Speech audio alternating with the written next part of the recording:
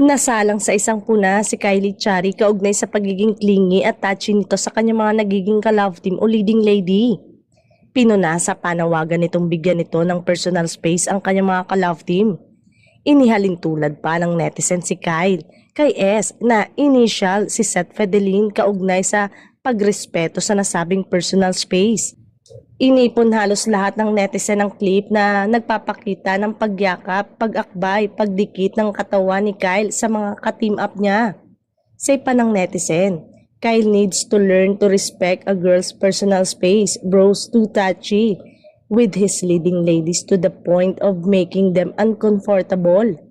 No wonder why both the Gold Squad girls preferred S over him. Ang tinutukoy na Gold Squad ay sina Andrea Brillantes at Francine Diaz.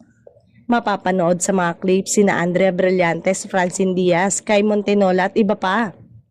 May ilang eksena na naiilang si Andrea sa mga yakap ni Kyle. Inilalayo rin ni Francine ang ulo ni Kyle na nakadikit sa balikat niya. Samantala, kung marami ang iritable ay marami naman ang kinikilig sa bagong tambalan ni Kai at Kyle. Very refreshing daw sa mga manonood.